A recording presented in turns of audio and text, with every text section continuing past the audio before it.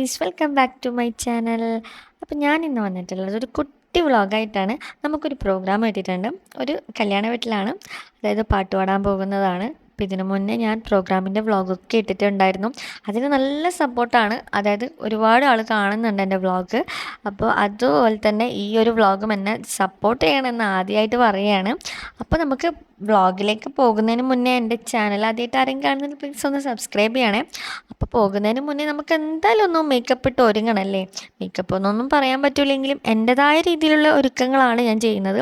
Sunscreen skip ചെയ്യാതെ ഇടും, കാരണം എന്ന് വെച്ചാൽ അവിടുത്തെ ലൈറ്റ്സും കാര്യങ്ങളൊക്കെ ഉണ്ടാവുമല്ലോ. അപ്പോൾ അതിന് വേണ്ടിയിട്ടാണ് സൺസ്ക്രീൻ ഇടുന്നത്. ഇത് രാത്രിയാണ് പ്രോഗ്രാം. അപ്പോൾ നിങ്ങൾ വിചാരിക്കും എന്തിനാ ഈ സൺസ്ക്രീൻ? എന്തായാലും നമ്മൾ സൺസ്ക്രീൻ ഒരിക്കലും സ്കിപ്പ് ചെയ്യാൻ പാടില്ല. അവിടുത്തെ ലൈറ്റിൻ്റെ റേസൊക്കെ ഭയങ്കരമായിരിക്കും. അപ്പോൾ അത്രയും സ്കിൻ സൂക്ഷിക്കുന്ന ആളാണെങ്കിൽ വിട്ടിട്ട് പോകുന്നതായിരിക്കും ബെറ്റർ. പിന്നെ ഫൗണ്ടേഷൻസും കാര്യങ്ങളും കൺസീലറൊന്നും യൂസ് ചെയ്യുന്നില്ലേ. അപ്പോൾ നമുക്ക് പ്രോഗ്രാമിലേക്ക് പോകുമ്പോൾ കുറച്ച് ലോങ് ലാസ്റ്റിംഗ് ആയിട്ട് നിൽക്കണം എന്നുള്ളതുകൊണ്ടാണ് ഒരുപാട് ഞാൻ ഫൗണ്ടേഷൻ യൂസ് ചെയ്യുന്നത്. അല്ലെങ്കിൽ ഇത്ര പടമൊന്നും യൂസ് ചെയ്യില്ല, കാരണം നമ്മളൊരു 3-4-5 മണിക്കൂറോളം നിൽക്കണ്ടേ കണ്ടിന്യൂസ് ആയിട്ട്, പിന്നെ പാടേണ്ടതാണ്. അപ്പോൾ അതിൻ്റെ ഒരു എന്താ പറയുക, കുറച്ചൊരു ഹെവി ആയിട്ട് ചെയ്യുന്നുണ്ട്. പിന്നെ എന്ന് പറഞ്ഞാൽ ത്രെഡ് ചെയ്തു കേട്ടോ ഞാൻ. പിന്നെ പ്രോഗ്രാമിനെല്ലാം പോകുമ്പോൾ തലേന്ന് അപ്പുറം തന്നെ ബ്യൂട്ടീഷ്യൻ ഉണ്ട്, വേഗം പോയിട്ട് ത്രെഡ് ചെയ്യും. അപ്പോൾ നമുക്ക് അതൊരു പ്രത്യേകതയായിരിക്കും. എനിക്ക് ത്രെഡ് ചെയ്ത് കഴിഞ്ഞാലും മുഖം വേറെ തന്നെ മാറലുണ്ട്. ഞാൻ പിന്നെ എവിടെയെങ്കിലും ഏതെങ്കിലും ഫംഗ്ഷൻ ഉണ്ടെങ്കിൽ മാത്രമേ ത്രെഡ് ചെയ്യാറുള്ളൂ.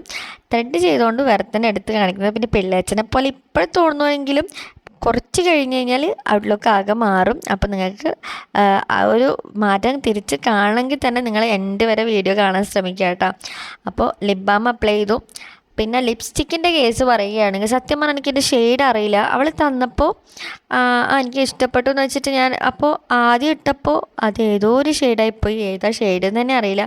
പിന്നെ അത് റിമൂവ് ആക്കാനൊന്നും നിന്നില്ല. പിന്നെ യഥാർത്ഥ ഷെയ്ഡ് ഞാൻ തപ്പി, അങ്ങനെ ആ ഷെയ്ഡ് കിട്ടിയപ്പോഴാണ് സമാധാനമായത്. അപ്പോൾ ഇതായിരുന്നു ഇടേണ്ടത്. ഇപ്പോൾ ഓക്കെ.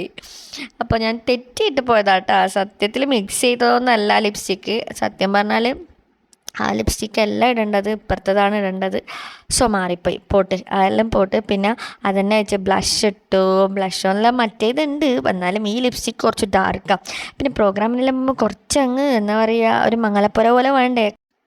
പ്രോഗ്രാമിൻ്റെ മേക്കപ്പ് ലുക്ക് ആയതുകൊണ്ട് തന്നെ എല്ലാം വാരി ഇടുന്നുണ്ട്. അതായത് മസ്കാരയൊന്നും ഇത്ര പാടൊന്നും ഇടാറില്ല, കാരണം നല്ലോണം തുറന്ന് വരട്ടെ എന്ന് വെച്ചിട്ട് നല്ല രീതിയിൽ അപ്ലൈ ചെയ്ത് കൊടുക്കുന്നുണ്ട്. കാരണം നമുക്കൊരു പ്രോഗ്രാമിനൊരു ഗുമ്മൊക്കെ വേണ്ടേ കാണാൻ വേണ്ടിയിട്ട്. അതുകൊണ്ടാണ് കേട്ടോ. പിന്നെ ഇട്ട ഔട്ട്ലുക്ക് എന്ന് പറയുന്നത് സാധാരണ ഒരു ടീഷർട്ടാണ്, അതായത് ഓവർ സൈസ്ഡ്. പിന്നെ ഞാൻ മീഡിയമാണ് എടുത്തത്. ഓവർ സൈസ് എന്ന് പറഞ്ഞാൽ എല്ലാവരും കുറച്ച് നല്ല ലാർജ് എക്സലൊക്കെ എടുക്കാൻ, പക്ഷെ എനിക്കെന്തോ ഇതൊന്നും ചേരാത്ത പോലെ തോന്നുന്നുണ്ട്. ഒന്ന് ഡെമോ ചെയ്തിട്ട് ഞാൻ ഓർഡർ ചെയ്ത് നോക്കിയതാണ്. കുഴപ്പമില്ലാന്ന് തോന്നുന്നു. നിങ്ങളാ പറയേണ്ടത് എങ്ങനെയുണ്ടെന്ന്. പിന്നെന്ന് പറഞ്ഞാൽ പ്രോഗ്രാമിന് പോകുന്നതുകൊണ്ടാണ് ജീൻസ് ഇട്ടത്. പിന്നെന്ന് പറഞ്ഞാൽ മുടി അയച്ചിടാനാണ് ഉദ്ദേശം. പിന്നെ ഇപ്പം ജസ്റ്റ് ഒന്ന് കെട്ടി വെക്കുന്നതാണ്, കാരണം നമ്മൾ അവിടെ പോകുമ്പോഴത്തേക്ക് മുടിയൊക്കെ ചളാവും. അതുകൊണ്ട് ജസ്റ്റ് ഒന്ന് കെട്ടി നോക്കി. എന്തോ ഒരു പന്തികേടുണ്ട്. എനിക്ക് പൊട്ട് വെച്ചപ്പോൾ ഓക്കെ ആയിരുന്നു. പിന്നെ എനിക്കെന്തോ മുടിയെന്തോ സാറ്റിസ്ഫാക്ഷൻ കിട്ടിയില്ല. പിന്നെ കുറച്ച് ഇളക്കിയിട്ടു. അപ്പോൾ നമ്മുടെ ലുക്ക് ഇവിടെ കംപ്ലീറ്റ് ആയി. അപ്പോൾ നമുക്കിനി പുറപ്പെട്ടാലോ. അപ്പോൾ നമ്മൾ സ്ഥിരം വണ്ടിയാണ് നമ്മുടെ ഓട്ടോയിൽ തന്നെയാണ് പോകുന്നത്. കാരണം എന്ന് വെച്ചാൽ വീട്ടിൽ നിന്ന് പിന്നെ ബസ്സിന് പോയാലൊന്നും നടക്കില്ല. കാരണം ഇപ്പം തന്നെ 6 മണി കഴിഞ്ഞ് പുറപ്പെടുമ്പോൾ അവിടെ ഒരു 6:30-7 മണി ആ സമയമ്പോൾ എത്തണം എന്നാണ് പറഞ്ഞത്. വീട്ടിൽ നിന്ന് ഒരു 1-1.5 മണിക്കൂറോളം യാത്രയുണ്ട്. അപ്പോൾ പഴയങ്ങാടി മാടായിൽ ആ ഒരു ഭാഗത്താണ് പ്രോഗ്രാം. പിന്നെ നമ്മൾ മുടി കുറച്ച് ഒതുക്കി വെച്ചു കേട്ടോ. കാരണം എന്ന് വെച്ചാൽ അവിടെ പോകുമ്പോഴത്തേക്ക് എൻ്റെ മുടിയൊക്കെ പാറി ഇടങ്ങാറാക്കും. ഞാൻ കെട്ടി വെച്ചു.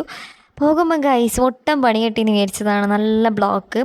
അപ്പോൾ ആദ്യമേ അച്ഛൻ പറഞ്ഞതാ, നീ വീഡിയോ ഒന്നും എടുത്ത് നേരം കൂട്ടല്ലേ, നമുക്ക് ബ്ലോക്ക് ആയിട്ടുണ്ടെങ്കിൽ അവിടെ എത്താൻ ലേറ്റാകും, അവർ പറഞ്ഞ സമയത്ത് എത്തണ്ടേന്നൊക്കെ. പിന്നെ ഞാൻ കുറച്ച് ലാഗാക്കി. പിന്നെ നിങ്ങൾ വിചാരിക്കുമല്ലേ സാവി മോൻ എവിടെയെന്ന്. മോനെ കൂട്ടിയിട്ടില്ല, കാരണം മോനെ കൂട്ടിക്കഴിഞ്ഞാൽ ഒന്നും നടക്കില്ല. കാരണം എനിക്ക് അവിടെ എന്തായാലും ഒച്ചയും ബഹളവും ഒക്കെ ആയിരിക്കും. വെറുതെ അവനെ കൂടി വലിച്ചിഴക്കണ്ടെന്ന് വെച്ചു. അമ്മയുണ്ടല്ലോ നോക്കും. പിന്നെ അവൻ കുറച്ച് സാധാരണ ഫുഡൊക്കെ കഴിക്കാൻ തുടങ്ങിയത് കൊണ്ട് ധൈര്യത്തിൽ പോകുന്നതാണ്, വേഗത്തിൽ വരാമെന്ന് വെച്ചിട്ട് തന്നെയാണ്. പിന്നെ പോകുന്ന വഴിക്കെല്ലാം ഭയങ്കര ട്രാഫിക്കാണ് ഗൈസ്.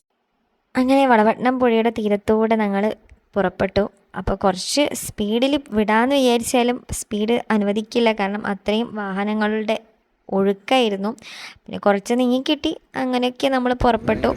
പിന്നെ കുറച്ച് നീങ്ങി നമ്മൾ പഴയങ്ങാടി പാലാട്ടോ. അപ്പോൾ പോകുമ്പോൾ തന്നെ നല്ലൊരു വൈബ് കിട്ടി, അതായത് ട്രെയിനൊക്കെ പോകുന്നത് കണ്ടു.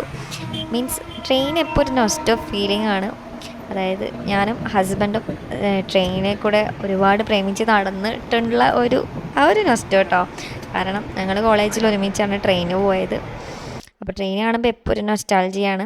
ഗൈസ് കുറച്ചധികം പോകാനുണ്ട്, അതുകൊണ്ട് എനിക്ക് എവിടെ പ്രോഗ്രാമിന് പോകുമ്പോൾ അത്ര വലിയ മൂഡ് ഓൺ ആയിരിക്കില്ല. ഒന്നാമതെന്ന് വെച്ചാൽ വാവനെ ഒറ്റക്കാക്കിയിട്ട് പോകുന്നതിൻ്റെ ഒരു പിന്നെ അറിയാത്ത സിംഗേഴ്സാണ്. അവിടെ പോയി കഴിഞ്ഞാൽ അങ്ങനത്തെ ഉള്ളൊക്കെയുള്ളൊരു മൂഡ് ഓഫേ, അല്ലാണ്ട് ഹാപ്പിയാണ്. പിന്നെ എന്ന് പറഞ്ഞാൽ അവിടെയും കുറച്ച് ബ്ലോക്കൊക്കെ ഉണ്ടായിരുന്നു. പിന്നെ ഈ ഒരു ഈവനിങ് ടൈമല്ലേ, ഒരു 6 മണി ആ സമയം ആയതുകൊണ്ടായിരിക്കാം ഇങ്ങനെ ഒരു തിരക്കും ആളും പാളെല്ലാം ഉള്ളത്. പിന്നെ എന്ന് പറഞ്ഞാൽ നമ്മൾ വേഗത്തിൽ വിട്ടിന് അങ്ങനെ 1.5 മണിക്കൂറിനുള്ളിൽ നമ്മൾ ആ ഒരു സ്ഥലത്തേക്ക് എത്തി. അപ്പോൾ ഇവിടെയെന്നാണ് പറഞ്ഞത്, ഏകദേശം അച്ഛൻ അറിയുന്ന വെച്ചിട്ട് റൂട്ട് പിടിച്ചതാണ്. പക്ഷേ സ്ഥലം മാറിപ്പോയി, നമ്മൾ റിട്ടേൺ അടിക്കേണ്ട വന്നു. അപ്പോൾ റിട്ടേൺ അടിച്ചു. അപ്പോൾ അവരോട് വിളിച്ച് അവരെ കോൺടാക്റ്റ് ചെയ്യുന്നുണ്ട്, കാരണം നമ്മൾക്ക് അറിയാത്ത സ്ഥലമാണ്. അപ്പോൾ അവിടെ എത്താമെന്ന് പറഞ്ഞു. അപ്പോൾ ഞാൻ ജസ്റ്റ് മുടിയൊക്കെ ഒന്ന് സെറ്റാക്കുന്നുണ്ട്. നമ്മൾ നേരത്തെ മുടി കെട്ടി വെക്കുകയല്ലേ ചെയ്തത്. അപ്പോൾ മുടിയൊന്ന് സെറ്റാക്കി, കാരണം എന്ന് വെച്ചാൽ അങ്ങനെ കെട്ടിയിട്ട് പോകുന്നത് ഭയങ്കര ബോറാണ്. ഞാനിങ്ങനെ ഇളക്കിയിടാമെന്ന് വിചാരിച്ചത്. സോ മുടിയൊക്കെ ഒന്ന് ജസ്റ്റ് ഞാൻ സെറ്റാക്കി വെച്ചു. പിന്നെ അച്ഛൻ വണ്ടി പാർക്ക് ചെയ്യാൻ പോയി. സമയം ഇപ്പോൾ ഒരു 6:45 7 മണി ആകുന്നതേ ഉള്ളൂ. നമ്മൾ കറക്റ്റ് സമയത്ത് എത്തിന് കേട്ടോ. കാരണം എന്ന് വെച്ചാൽ ഇത്രയും ബ്ലോക്ക് ഉണ്ടായിട്ടും കറക്റ്റ് സമയം എത്തിച്ചത് എൻ്റെ അച്ഛൻ തന്നെയല്ലേ. ആ മനുഷ്യൻ ഒറ്റ ഒരാളുള്ളതുകൊണ്ടാണ് ഇപ്പോഴും എനിക്കൊരു പ്രോഗ്രാമിലേക്ക് പോകാനുള്ള ആ ഒരു അവസരമൊക്കെ കിട്ടുന്നത്. കാരണം അച്ഛനില്ലെങ്കിൽ ഞാൻ എങ്ങനെ പോകാനായി? മോനെയും വെച്ചിട്ട് വേഗം വരാൻ പറ്റുമോ? അച്ഛൻ തന്നെയാട്ടോ എൻ്റെ ഹീറോ. കാരണം എന്ന് വെച്ചാൽ എവിടെയും പറയാൻ പറ്റുന്നത് അച്ഛൻ തന്നെയാണ്. ഇപ്പോൾ നമ്മളവിടെ കല്യാണ വീട്ടിലെത്തി. കാരണം എന്ന് വെച്ചാൽ ഇപ്പോൾ അവിടെ ആരും വന്നിട്ടില്ല, സിംഗേഴ്സ് ആരും എത്തിയില്ല. ആകെ ഒരു ഏച്ചി മാത്രം എത്തിയത്. ഏച്ചീൻ്റെ പേര് ധന്യ എന്നാണ്. അപ്പോൾ ഞാൻ കണ്ടിട്ടുണ്ട്, എൻ്റെ കല്യാണത്തിനൊക്കെ വന്നിട്ടുണ്ട്. എൻ്റെ കല്യാണത്തിന് നല്ല ഗാനമേളയും കാര്യങ്ങളൊക്കെ ഉണ്ടായിരുന്നു. അതിൽ പാടിയൊരു സിംഗറാണിത്. അപ്പോൾ ഈ ഏച്ചിനെ മാത്രമേ ആകെ എനിക്കറിയൂ കേട്ടോ, ബാക്കി ആരും എനിക്കറിയില്ല. അവരൊക്കെ വരണത്രേ. ഇത് റംലേഷ് എന്ന് പറഞ്ഞ ഏട്ടനാണ്. അങ്ങനെ നമ്മൾ ടീംസൊക്കെ എത്തി. അതായത് ഞങ്ങൾ അവിടുന്ന് പരിചയപ്പെട്ടു. എന്നെ ഈ ടീമിൽ വിളിച്ചതാണ് കേട്ടോ. അപ്പോൾ ഞാൻ പറഞ്ഞില്ല, എനിക്കറിയാത്ത ടീമായിരുന്നു. അപ്പോൾ നമ്മൾ പ്രോഗ്രാം സ്റ്റാർട്ട് ചെയ്യാൻ വേണ്ടി കുറച്ച് ലേറ്റായിരുന്നു. കാരണം സാധാരണ 7 മണിക്ക് സ്റ്റാർട്ട് ചെയ്യേണ്ടതാണ്. ഇതൊരു 7:45 8 മണിയായി. അപ്പോൾ എന്തായാലും അവസാനിക്കുന്ന സമയം നിങ്ങൾക്ക് ഇനി ഊഹിക്കാവുന്നതേ ഉള്ളൂ.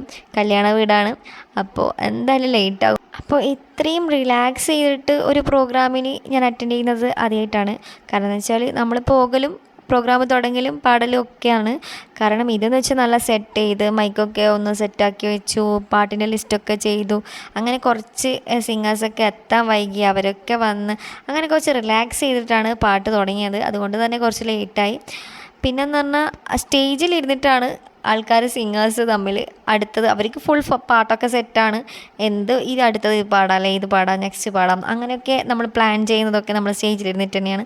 പിന്നെ ഭയങ്കര എൻജോയ് ചെയ്തു, അടിപൊളിയായിരുന്നു. നല്ല ടീംസാണ്, എനിക്ക് ഭയങ്കര ഇഷ്ടപ്പെട്ടു. അപ്പോൾ നല്ല ടീമാണ്, നല്ല ഡാൻസിങ്ങും കാര്യങ്ങളൊക്കെ ചെയ്യുന്ന അടിപൊളി ടീമാണ്.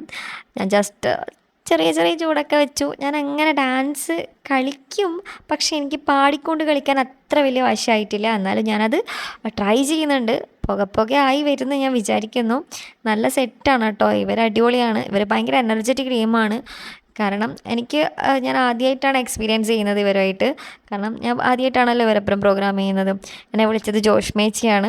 അപ്പുറം കാണുന്ന ഒരു ഏച്ചി കേട്ടാ, ധന്യേച്ചീന് ഇപ്പുറം കാണുന്ന ഒരു ഏച്ചിയില്ല, ആ ഏച്ചിയാണ് എന്നെ ഈ ഒരു ടീമിലേക്ക് വിളിച്ചത്. പിന്നെ എന്ന് പറഞ്ഞാൽ അവിടുത്തെ വൈബ് എന്ന് പറഞ്ഞാൽ കിടിലം വൈബാണ്. കാരണം എന്ന് വെച്ചാൽ പാട്ട് ഞങ്ങൾ തുടങ്ങിയതേ ഓർമ്മയുള്ളൂ, നിർത്താൻ അവർ വിടുന്നേ ഇല്ല. ഏകദേശം ഇപ്പോൾ 12 കാലം ആകാനായി. അങ്ങനെയാണ് ഞങ്ങൾ നിർത്തിയത് ഗൈസ്. അവസാനം എങ്ങനെയെങ്കിലും പാട്ടൊക്കെ നിർത്തി പേയ്മെൻറ്റിന് വേണ്ടിയിട്ടുള്ള വെയിറ്റിങ്ങിലാണ്. കാരണം നമ്മൾ ചെയ്ത പണീൻ്റെ കൂലി വാങ്ങിക്കണ്ടേ, അപ്പോൾ അതിനുള്ള വെയിറ്റിംഗാണ് ഗൈസ്. അപ്പോൾ ഫുഡൊക്കെ കഴിച്ചു, അതിൻ്റെ വീഡിയോ ഞാൻ എടുക്കാൻ വിട്ടുപോയിട്ടാ. അടിപൊളി ഫുഡല്ലായിരുന്നു. പിന്നെ കല്യാണ വീടല്ലേ, അടിപൊളി ഫുഡായിരിക്കുമല്ലോ. പിന്നെ അങ്ങനെ ഞങ്ങൾ ആ വെയിറ്റിംഗ് അങ്ങനെ പേയ്മെൻറ്റൊക്കെ വാങ്ങി ഞങ്ങൾ പുറപ്പെട്ടു ഗൈസ്. അപ്പോൾ ഇന്ന് ഭയങ്കര ലേറ്റായി. ഇത്ര ലേറ്റാണെന്ന് വിചാരിച്ചിട്ടേ ഇല്ല. എന്നിട്ടും അവിടുന്ന് പോകാൻ കഴിഞ്ഞിട്ടില്ല. എങ്ങനെയൊക്കെയോ ആണ് വേഗം വന്നത്. വേഗം വന്നാലും എന്തായാലും ലേറ്റായി. നമ്മൾ ഏകദേശം ഒരു 12 1 മണി 2 മണിയായി വീട്ടിലെത്താൻ വേണ്ടിയിട്ട്. അപ്പോൾ വീഡിയോ എല്ലാവർക്കും ഇഷ്ടപ്പെട്ടെന്ന് വിചാരിക്കുന്നു. ലൈക്ക് ചെയ്യുക, ഷെയർ ചെയ്യുക, സബ്സ്ക്രൈബ് ചെയ്യുക. അപ്പോൾ വ്ളോഗ് ഇവിടെ തീരുന്നില്ല, അടുത്ത അടിപൊളി വ്ളോഗായിട്ട് ഞാൻ വരുന്നതാണ്. അപ്പോൾ bye, thank you for watching.